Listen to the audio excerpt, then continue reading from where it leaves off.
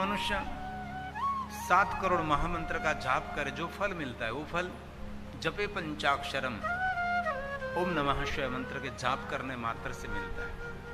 बहुत लोग पूछते रहते हैं कि ओम नमः शिवाय मंत्र तो नारी शरीर नहीं बोल सकता, पर गहराई से देखे तो कौन स्त्री कौन पुरुष, यहां तो कोई जाति ही नहीं है, यहां तो कोई ज्ञाति भी नहीं है। जरूर भगवान व्यास जी ने कहा भी है, सिर्फ ब्राह्मण शरीर ओम नमः शिवाय मंत्र का जाप करें। हम सब क्या करेंगे? ओम शिवाय नमः, ओम शिवाय नमः। नारी शरीर क्या करेगी? श्री शिवाय नमः, श्री शिवाय नमः। लेकिन बाद में भगवान व्यास जी ने स्पष्ट कह दिया, कोई पुरुष नहीं, कोई नारी नहीं। आसन के बारे में भी बता दिया कि मंत्र जाप करते समय तो पद्मासन लगाकर बैठिए। अभी पद्मासन की क्या बात करो, नीचे लोग बैठ नहीं सकते, तो पद्मासन कैसे लगाएगा? इसलिए भगवान व्यास जी ने पहले से कह दिया, पद्मासन आप न लगा सको तो अर्ध पद्मासन लगाओ, ये भी न हो सके तो पलौठी मारकर बैसी, ये भी न हो सके तो आप सुखासन बैठ सकते हो। आपको शरीर को जैसे सुख पहुंचे वैसे आप बैठकर मंत्र जाप कर सकते हैं। वैसे ही पंचाक्षर मंत्र के लिए कहा कि जिनको ब्राह्मण का शरीर मिला है ओम नमः शिवाय मंत्र का जाप करें, जो ब्राह्मण शरीर नहीं मिला है ओम शिवाय नमः करें, जिनको नारी शरीर मिला है श्री शिवाय नमः।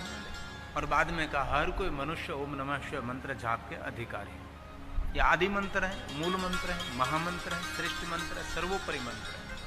हलता चलता बेचता उठता खाता पीता ऊँगता झगता घर में वन में शमशान में कोई भी अवस्था में ये मंत्र जाप करने से कभी नुकसान नहीं रहता। ये मंत्र निरंतर शुभ फल देता है, ये मंत्र कभी निष्फल नहीं होता। भगवान द्वारकाधीश ने उपमन्यु जी को पूछा जाके, हे ऋषि उपमन्यु, आप मुझे बताओ मुझे किस मंत्र का आश्रय करना चाहिए।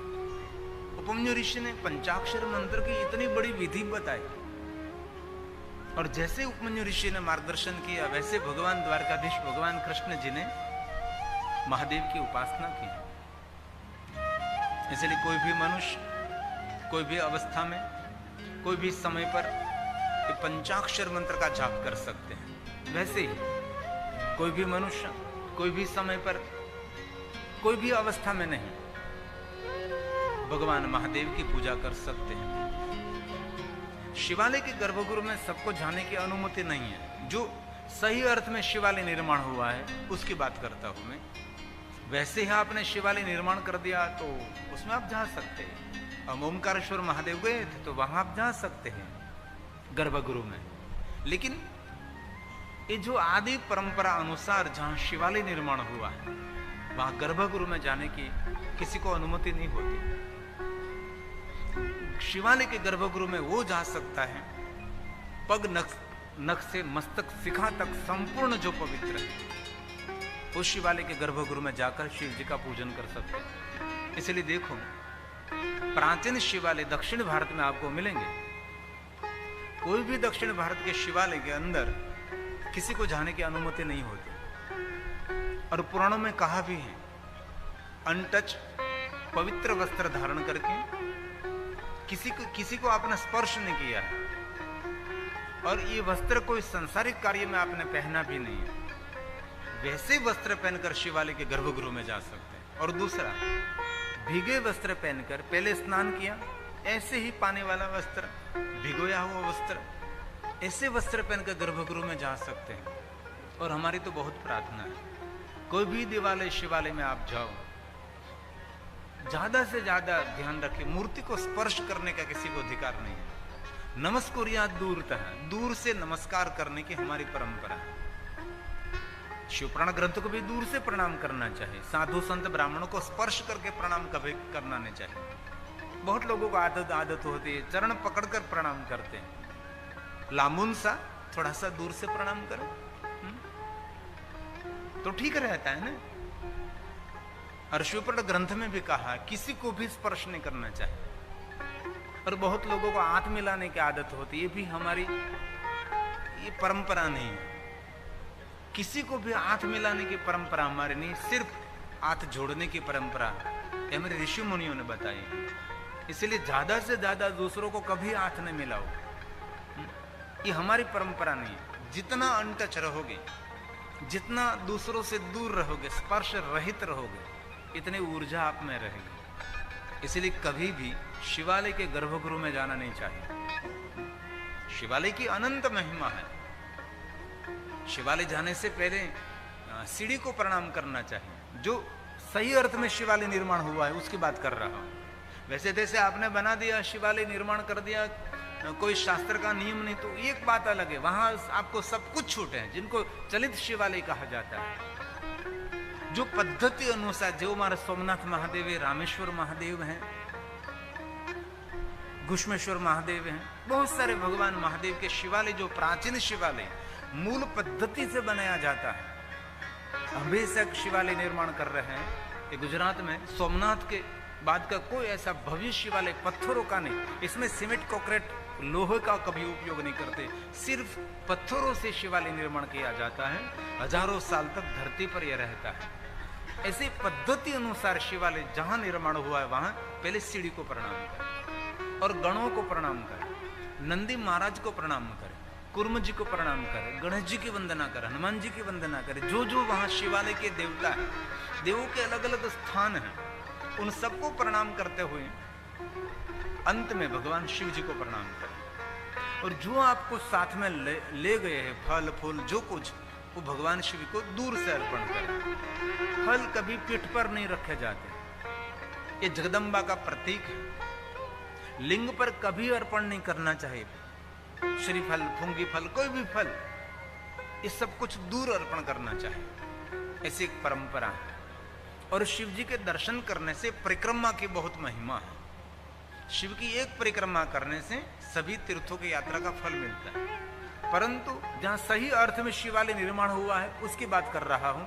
आपने आपकी मन से शिवालय निर्माण कर दिया, इसमें कोई परंपरा नहीं है शास्त्रों की कैसे शिवालय नहीं, वहां सब कुछ छूट है आपको। लेकिन जहां मेरी सोमनाथ जैसा शिवालय निर्माण हुआ है, योग्य परंपरा अनुसार जहां शिवालय निर्माण हुआ है उसकी बात कर रहा हूं। वहां शिव की परिक्रमा पूर्ण नहीं कर सकते, अधूरी परिक्रमा रहते। जीव पूर्ण परिक्रमा नहीं कर सकता। क्यों? जीव अपूर्ण है, शिव पूर्ण है। इसीलिए पूर्णानंद की परिक्रमा जीव कभी नहीं कर सकता। इसलिए शिव जी को चढ़ाया हुआ जल उत्तर दिशा की तरफ जाता है। वहां जलधारी से थोड़ा जल लेकर फिर वापस आओ, फिर जाओ, फिर वहां से वापस जाओ। ऐसे शिवालय की परिक्रमा होती है। और परिक्रमा करने के लिए जा रहा हो उसको बाहर की साइड रहनी चाहिए, और परिक्रमा करके जो आ रहा हो उसको अंदर की बाजू रहना चाहिए। इस शिवालय की परिक्रमा की महिमा है। एक संख्या में 3, 5, 7 ऐसी परिक्रमा आप कर सकते जो एक संख्या में। एक संख्या में क्यों? तो ईश्वर एक है। जिनको शिवालय की पूर्ण परिक्रमा करनी है, वो शिव जी को चढ़ाया हुआ जल जलधारे से नीचे गिरता है। वहां एक छंड देवता को स्थापित किया जाता है। ये छंड की हद पूरी होने के बाद आप शिवालय की पूरी परिक्रमा कर सकते हैं। और जहां तक छंड की हद है वहां तक आप शिवालय की, शिव जी की पूरी परिक्रमा नहीं कर सकते। ऐसे भगवान शिव जी के बहुत सारे नियम हैं। कठिन से कठिन नियम शिव जी के पूजा के। बहुत सारे देवताओं के पूजा के नियम इतने कठिन नहीं है, लेकिन भोले लोगों का भगवान है, इसलिए हम सब कुछ महादेव जी चला लेते हैं। लेकिन नियम तो बहुत शिव के पूजा के लिए। और परिक्रमा करने के बाद भगवान शिव जी को साष्टांग प्रणाम करें, दंडवत प्रणाम करें। नारी शरीर दंडवत प्रणाम नहीं कर सकती। और बाद में थोड़ी देर के लिए शिवालय आराम से आप लंबी श्वास लेकर बैठिए। शिवालय में विश्राम करें थोड़ी देर के लिए, वहां बैठिए। बाद में शिव जी के पुनः पुनः दर्शन करते हुए, सीढ़ी उतरते हुए, अपने पगरखा को धारण करते के पहले पुनः भगवान शिव जी का दर्शन करें। और शिव जी के शिखर के दर्शन करें, शिव जी की ध्वजा का दर्शन करें। शिव जी के शिवालय के शिखर का दर्शन और ध्वजा के दर्शन से हमारे जीवन के ज्ञान, भक्ति, वैराग्य, प्रतिष्ठा की और सुख की ध्वजा हमेशा ऊपर फरकती रहती है। इसलिए भगवान शिव जी की ध्वजा के दर्शन की बहुत महिमा है। और कोई महत्व के कार्य के लिए आप निकल रहे हैं, अथवा कोई नया बिजनेस शुरू कर रहे हैं, और नई कोई यात्रा का प्रारंभ कर रहे हैं तो पहले शिव पूजा करें 5 ब्राह्मणों के द्वारा अथवा 7 ब्राह्मण 9 ब्राह्मण 11 ब्राह्मण के द्वारा आपकी यथाशक्ति अनुसार शिव की विधिवत पूजा करके ब्रह्म भोजन कराए और भगवान शिव जी को ध्वजा अर्पण करें। ध्वजा अर्पण करने से हमारी विजय की प्राप्ति रहती है, हमारी सफलता की प्राप्ति रहती है। इसलिए कभी अवसर मिले तो महादेव जी को ध्वजा अर्पण करें। हमारे सोमनाथ ज्योतिर्लिंग में बहुत सारे भक्तों के लिए व्यवस्था की गई है, वहां रोज सोमनाथ महादेव को ध्वजा अर्पण करते हैं। एक ध्वजा की परंपरा है। वहां सोमनाथ के रंग मंडप में वहां पूजा कराई जाती है। पूजा करने के बाद इसके नाम से सोमनाथ महादेव शिखर पर ध्वजा चढ़ाते हैं। इसलिए बहुत सारी महिमा शिव जी के बारे में है और कभी अवसर मिले जरूर शिवालय तो जाना ही चाहिए। शिवालय की बहुत महिमा है और हमारा भारत का कोई ऐसा गांव नहीं जहां शिवालय नहीं। सभी गांवों में शिवालय है और जिन गांव में शिवालय नहीं इस गांव का कभी पानी नहीं पीना चाहिए। जिनके घर में शिव की पूजा नहीं उसके घर का कभी पानी नहीं पीना चाहिए और जिनके मुख में शिव जी का नाम नहीं उसका कभी मुख भी देखना नहीं चाहिए, क्योंकि शिव हमारा सबका प्रारंभ है। शिव हमारा सबका जन्म स्थान है। शिव के बिना सभी देवता भी अधूरे हैं। शिव के बिना सब कुछ अधूरा, शिव से सब कुछ पूर्ण है। अब कोई भी देवी देवताओं को मिले सब शिव की उपासना करते, शिव की ही साधना करते, शिव का ही निरंतर अर्चन पूजन करते हैं। और हम रोज नहीं कर सकते, लेकिन सोमवार तो कभी भूलना नहीं चाहिए। शांति देने वाला, सुमति देने वाला, संतति देने वाला ये सोमवार है। और सोमवार ज्यादा से ज्यादा मौन रहो। ये चंद्र संबंधी स्वयं शिव का स्वरूप है। सोम स्वरूप ये सोमवार है।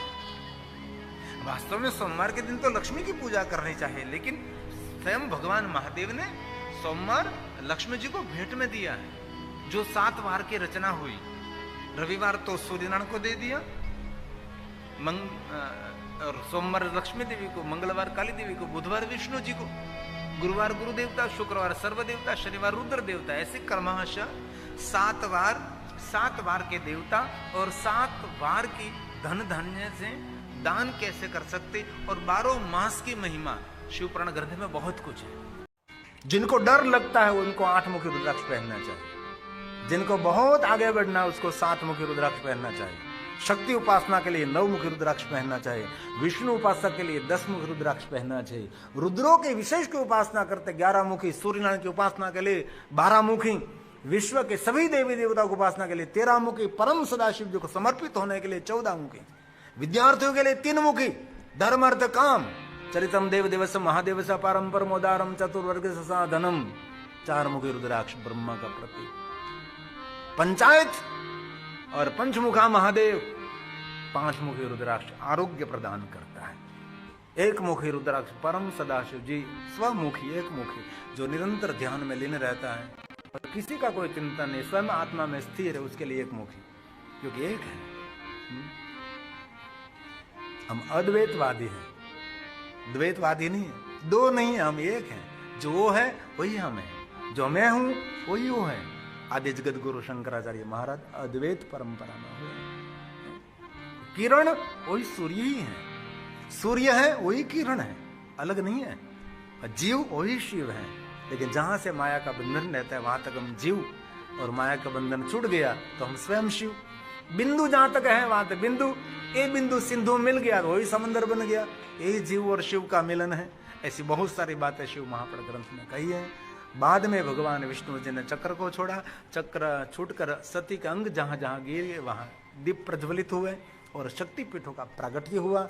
भगवान महादेव ध्यानस्थ हुए और सती ने अंत समय विष्णु जी को कहा था, और बहुत सारे कारण थे ही कारण हिमगिरी गुरु जाय जन्मी पार्वती तनुपाई हिमालय के, वहां पुत्र जन्म हुआ, नाम पार्वती रहा। और पार्वती ने भगवान शिव जी का आराधन किया, नारद ने मार्गदर्शन किया। बाद में शिव और पार्वती का सुंदर विवाह हुआ और शिव पार्वती के विवाह होने के बाद भगवान कार्तिक प्रकट हुए, भगवान गणेश जी प्रकट हुए और सुंदर अद्भुत परिवार का सर्जन हुआ। और शिव जी के जितने नाम इतने महादेव की कथा है और बहुत सारी कथा, सभी कथा को मैं प्रणाम करता हूँ। चूंकि 7 में 10 मिनट की देर है। बाद में ब्रह्मा जी ने कहा कि हे नारद, हरि अनंत है, कहाँ तक कथा रहूं, कहाँ तक कहता रहूं, कहाँ तक कहता रहूं। लेकिन कथा का सार नारद एक ही है, शिव नाम तरिम प्राप्यम संसार बंतरंति दे संसार मूल पापानि तानि नश्यन्ति ही संशय। शिव का भजन करना और कुछ भी नहीं करना, और कुछ भी नहीं। हलता चलता बैठता उठता खाता पीता ऊँघता जागता, बस एक ही बात सीखनी है, आपकी जीवा पर लोक चर्चा नहीं होनी चाहिए, महादेव की चर्चा होनी चाहिए। आपके जीवा पर दुनियादारी नहीं होनी चाहिए, आपकी जीवा पर स्वयं शिव होना चाहिए। सफल हो गया जीवन समझो, और कुछ नहीं करना है। इसलिए हलता चलता बैठता उठता खाता पीता जपले जपले जपले, बस एक ही करना और कुछ नहीं।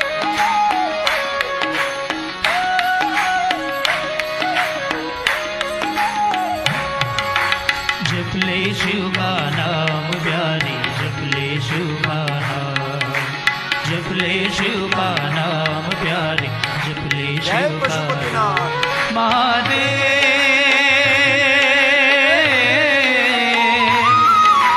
नाम लेकर बीते हर सुबह और शाम, जपले शिव का नाम प्यारे, जपले शिव का नाम, जपले शिव का नाम प्यारे, जपले शिव का नाम।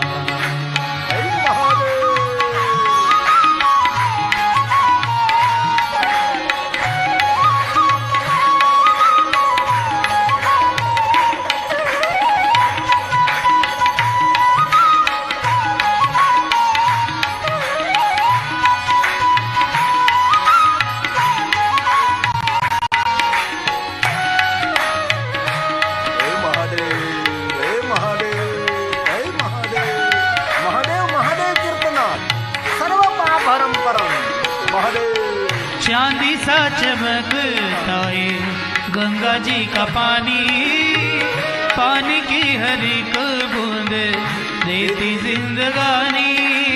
ओ,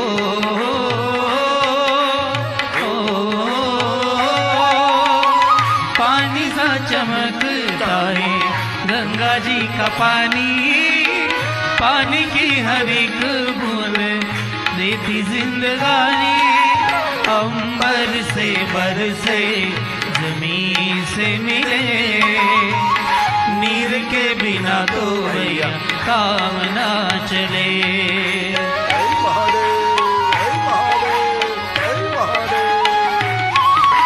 अंबर से बरसे जमीन से मिले, नीर के बिना तो भैया काम ना चले। महादेव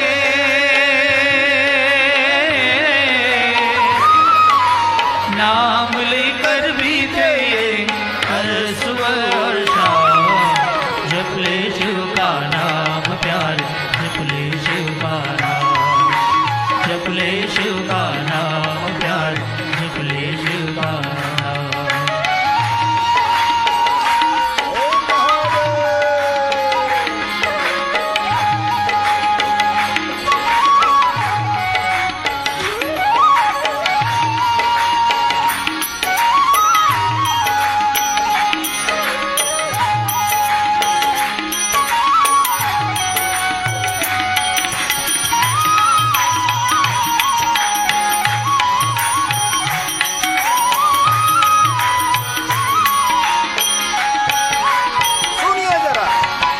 कहाँ से तू आया और कहाँ तुझे जाना है, खुश है वही जो महादेव ही ठिकाना है। ओ, ओ, कहाँ से तू आया और कहाँ तुझे जाना है, खुश है वही जो महादेव ही ठिकाना है। चल चल चलती हवाएं करे शोर, सारा जग चले यार शिव जी की ओर।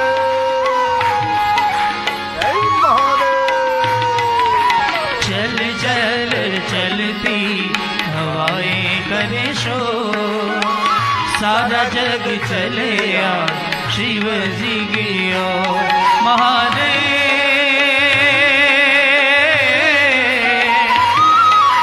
नाम लेकर बीते हर सुबह और शाम, जप ले शिव का नाम प्यारे, जप ले शिव का नाम, जप ले शिव का नाम प्यारे, जप ले शिव का नाम।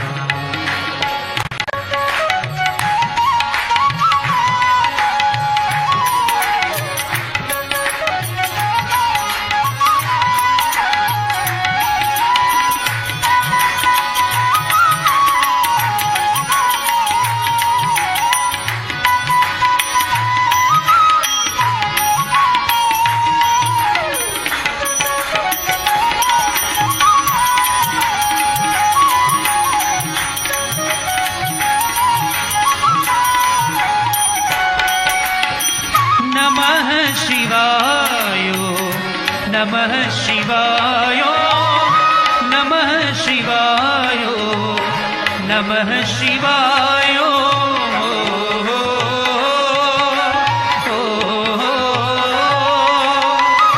नमः शिवाय, नमः शिवाय, नमः शिवाय। शिव नाम जप ले होगा बेड़ा पार, तेरे नाथ के शरण में आ जाए एक बार।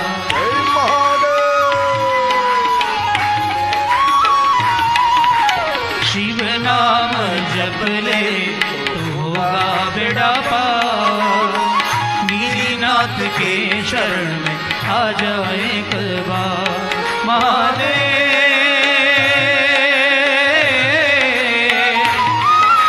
नाम लेकर बीते हर सुबह और शाम, जप ले शिव का नाम प्यारे, जप ले शिव का नाम, जप ले शिव का नाम प्यारे, जप ले शिव का नाम, जप ले शिव का नाम प्यारे, जप ले शिव का नाम।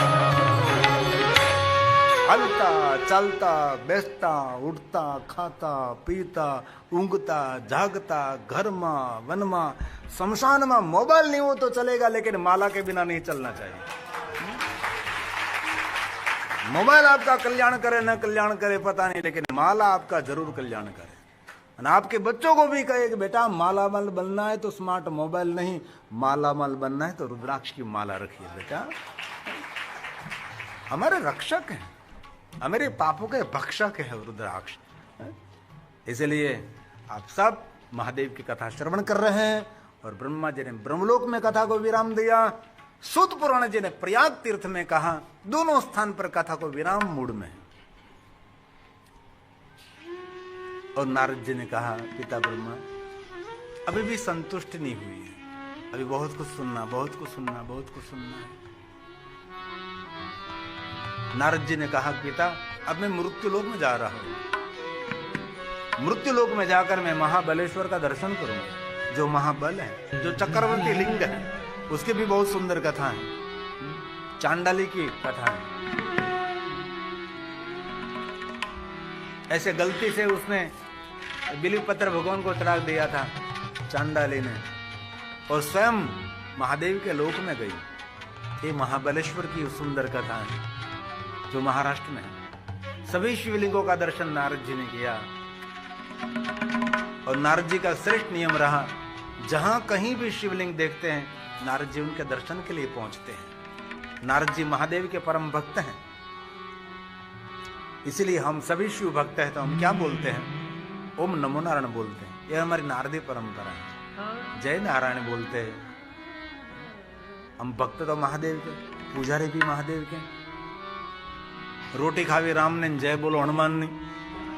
हम भक्त महादेव के, लेकिन मिलते हैं तो क्या बोलते हैं, ओम नमो नारायण, जय नारायण बोलते हैं। ये नारदी परंपरा, नारद जी निरंतर नारायण नारायण करते हैं। क्यों? महादेव के भक्त हैं। सूत पुराण जी ने प्रयाग तीर्थ में कथा को विराम दिया, सभी ऋषियों ने कथा श्रवण की और कहा, हे सूत जी, कभी जीवन पर्यंत आपके ऋण में से हम मुक्त नहीं रहेंगे, क्योंकि आपके मुख से जो सुनने का आनंद है ये लौकिक नहीं अलौकिक है। और भी इच्छा है, और भी सुनने की इच्छा है, लेकिन आज सुत पुराण ने प्रयाग तीर्थ में कथा को विराम दिया। मान सम्मान के साथ सुत जी को आदर के साथ प्रयाग तीर्थ में से विदाई दी, चूंकि धर्म प्रचारक है। साधु चलता भला बहता निर्भला।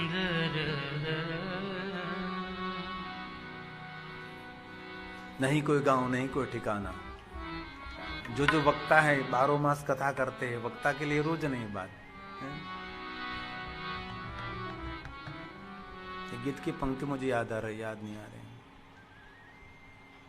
उड़ते पंछी का ठिकाना।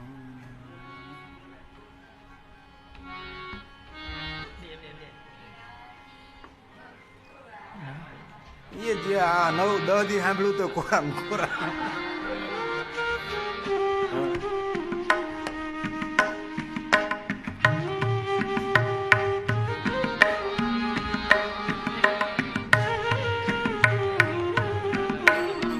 दूसरी पंक्ति।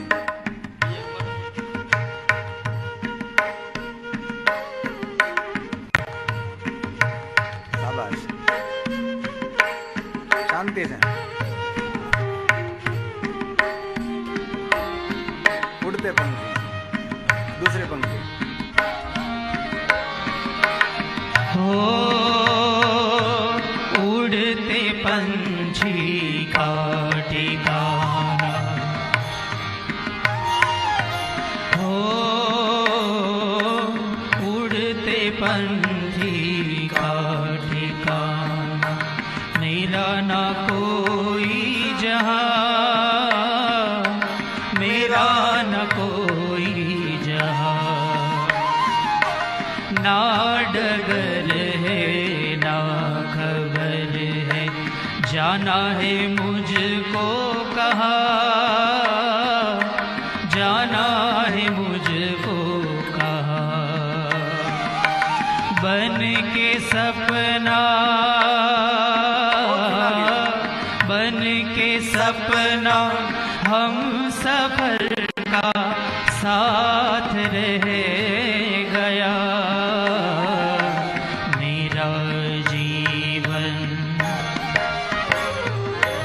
मेरा जीवन कोरा कागज कोरा ही रह गया, मेरा जीवन कोरा कागज कोरा ही रह गया। મને એટલો આનંદ થયો, તમને કહું, એટલો આનંદ થયો કે બધાને આવડે બોલો, सबको कंठस्थ है।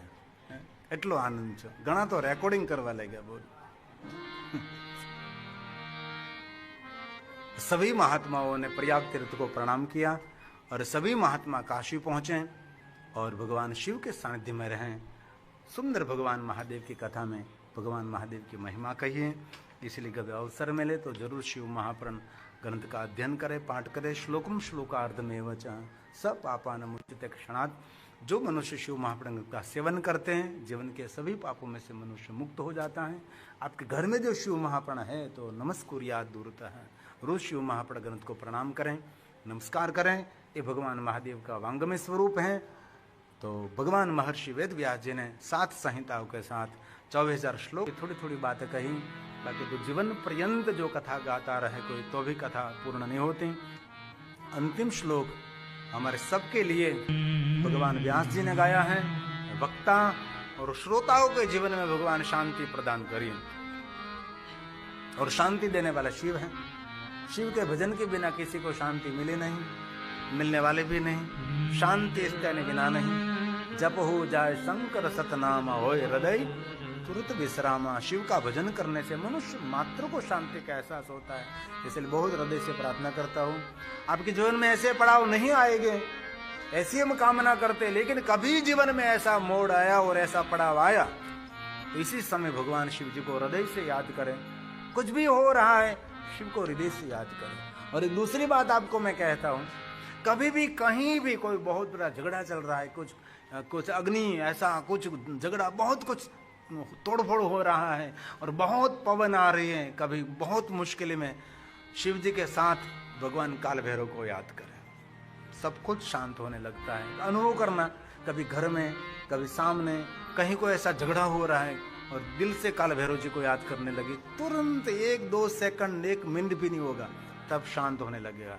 हमारे जीवन में एक और घटना बनी थी, हम रात में अकेले थे और बहुत पवन, बहुत झंझावात, इतना झुपड़े में रहते थे, उड़ने लगा था सब कुछ।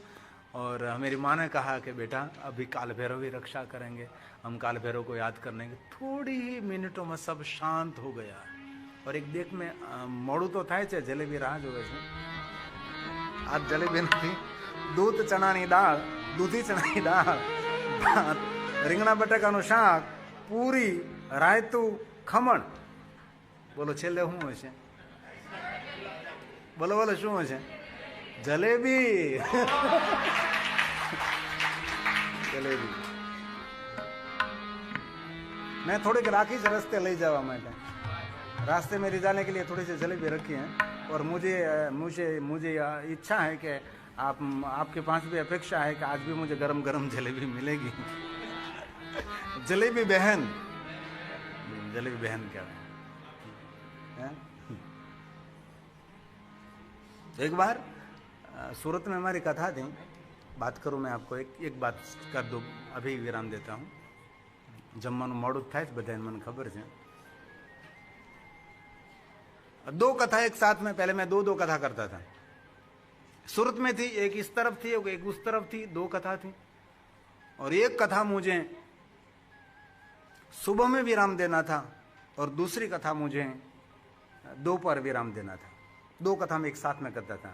एक कथा का समय था 9 से 12 साढ़े 12 बजे, दूसरी कथा का समय था 3 से 6 साढ़े 6 बजे. 2 व्यासपीठ, 2 पोथी जी भगवान, मैं दौड़ता भागता रहता था पूरी संगीतकार के टीम के साथ.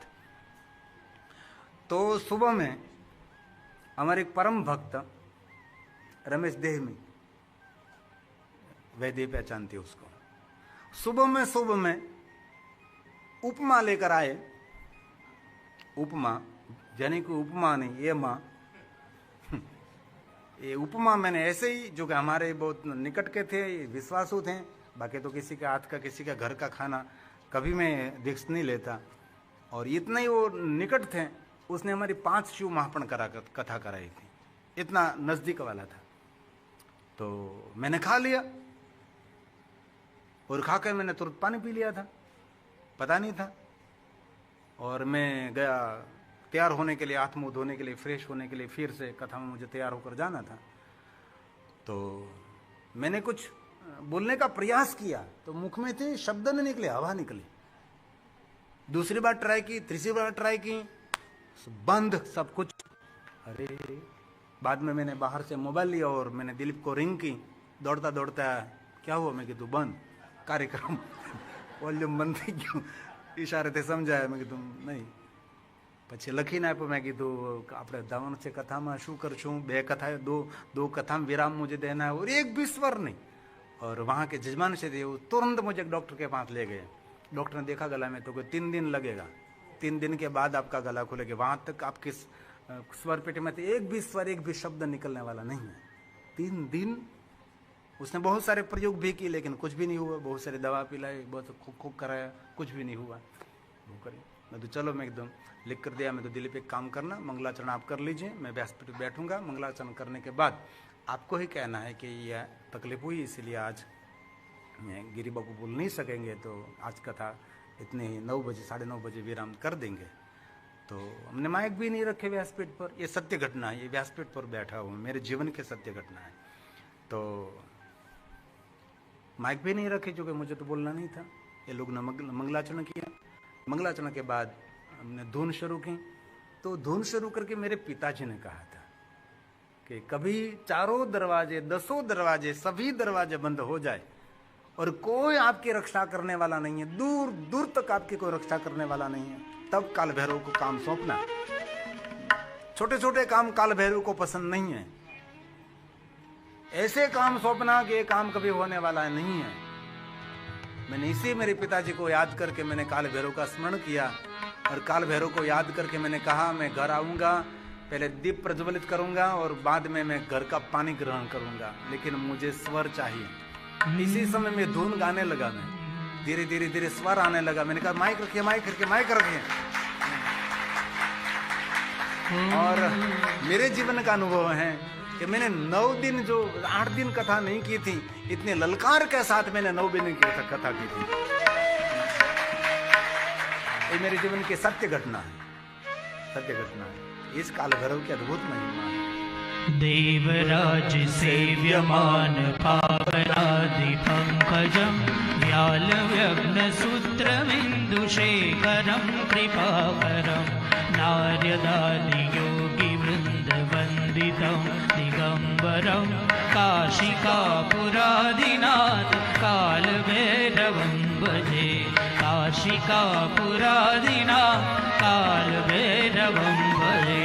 काशिकापुरादिनाथ कालभैरवं भजे। जितने महादेव के भक्त हैं उन सब के रक्षक काल भैरव हैं। इसलिए जो महादेव के भक्त हैं दुनिया में उसका कोई बाल विवाह का नहीं कर सकता, कारण कि उनकी रक्षा काल भैरव करते हैं। और हमारी परंपरा में हमारी काल भैरव की उपासना है। हम किसी को बताते नहीं है, लेकिन हम मूल में महादेव के भक्त तो है, लेकिन हमारी साधना काल भैरव जी की रहती है। इसलिए जितने महादेव के भक्त है इतने रक्षक काल भैरव। इसलिए जहां जहां शिव स्थान है वहां काल भैरव मिलेगा, आपको काल भैरव मिलेगा। यही काल भैरव की अद्भुत महिमा है। तो भगवान व्यास जी ने हमारे सबके लिए प्रार्थना की। अंतिम श्लोक है, एकदम आखिरी श्लोक है। हमारे सबके लिए व्यास ने कहा, कथा कह रहे हैं, सुन रहे, सबके जीवन में भगवान शांति प्रदान करिए, ऐसा भाव प्रकट किया है। अभी मैं कथा को विराम देता हूँ। एतत् शिव पुराणस्य वक्तुः श्रोतुश्च सर्वदा सगणः ससुतः साम्ब शङ्करोतु स शङ्कर शङ्करोतु स शङ्कर शङ्करोतु स शङ्कर। हे महादेव जी, सबके जीवन में शांति प्रदान करो, ऐसा भाव प्रकट करते हुए आप सभी के साथ और सहयोग के द्वारा, योगदान के द्वारा, विश्व हिंदू मंदिर ट्रस्टियों के साथ और सहयोग के द्वारा ये कथा संपन्न हुई। और मेरे जीवन में इतनी बड़ी कथा की ये लंबी यात्रा, और ये पहली बार मैंने देखा कि एक साल में एक स्थान पर मैंने दूसरी बार में कथा करने के लिए आया। बाकी तो जहाँ कथा हमने की दूसरी बार कथा करने का कभी अवसर मिलता है तो 3, 4, 5, 6 साल के बाद मिलता होगा, लेकिन एक ही साल में मैंने 2 कथा यहाँ की। पहले मैंने 5 दिन यहाँ और फिर मैं 10 दिन आया और भगवान महादेव की कथा आप सभी ने श्रवण की। तो सभी जजमान शरीर का बहुत हृदय से मैं आदर करता हूँ और सभी जजमान शरीर के पितरों को हृदय से मेरा प्रणाम। आपके पूर्वजों को मैं आदर के साथ प्रणाम करता हूँ। सभी सदगत पवित्र सदगत आत्माओं को भगवान परम गति प्रदान करें और ये आत्मा जहाँ गति हुई वहाँ उनको सुख शांति मिले और महादेव का आशीर्वाद मिले, ऐसा भाव प्रकट करते हुए मेरे सभी जजमान शरीर का बहुत हृदय से मैं धन्यवाद व्यक्त करता हूँ। और विश्व हिंदू मंदिर के सभी जो ट्रस्टी मंडल हैं सबका बहुत हृदय से तालियों के द्वारा प्रणाम करते हैं, क्योंकि आपका बहुत बड़ा सहयोग रहता है, आपका बहुत बड़ा योगदान दे रहा है, समय भी और कथा को सफल बनाने के लिए पूरा सहयोग देते हैं आप। और आप सभी भाइयों बहनों का भी हृदय से आदर। आप सब अपने जीवन का मूल्यवान समय देकर भगवान की कथा का श्रवण करते हैं। बहुत हृदय से आप सबका मैं धन्यवाद व्यक्त करता हूँ। और इस कथा में जिन्होंने साथ सहयोग योगदान दिया सबका हृदय से मैं आदर और धन्यवाद मैं करता हूँ। इस कथा के अंदर राजेंद्र भाई सुधाबेन ने योगदान दिया, फिर से उसका नाम आया है, बहुत धन्यवाद। संतोख वर्मा शिवालय के लिए योगदान दिया है। संतोख वर्मा विश्व हिंदू मंदिर के ट्रस्टी हैं और मैं पूरे ट्रस्टी मंडल को कहता हूँ कभी आपको सोमनाथ आने का अवसर में, सोमनाथ के पास ही हम रहते हैं, सोमनाथ से दूर नहीं, एकदम नज़दीक है, जंगल में है, जंगल में रहते हैं हम। आध्यात्मिक रिसोर्ट जैसा है, गौशाला है, शिवालय बिलोस का पूरा जंगल है और सुंदर रहने की व्यवस्था सुविधा सब कुछ है। राजाशाही ठाठ माठ है, वेदी तो खोटियाँ इंग्लैंड में रहे મારી દીકરી છે વૈદેહી, मेरी बेटी है वैदेही, इंग्लैंड में, वहाँ तो दुनिया। मनोज सिंह, आपने भी मुझे दक्षिणा दी है। महेंद्र भाई पटेल, शिवालय के लिए योगदान दिया आपने। और पूनम, रजनीश कश्यप, विश्व हिंदू मंदिर ट्रस्टी मंडल ने शिवालय के लिए योगदान दिया है। ये ट्रस्ट, ये मंदिर दान करता ही रहता है। मैंने जितनी यहाँ कथा की, सभी कथाओं ने मुझे विशेष प्रकार से इस ट्रस्टी मंडल ने दान दिया है। कभी खाली हाथ भेजते नहीं है। बहुत हृदय से आदर और प्रणाम करता हूँ। और जैनी बहन, नरेंद्र भाई, आपने भी गिरी बाबू को दक्षिणा दी।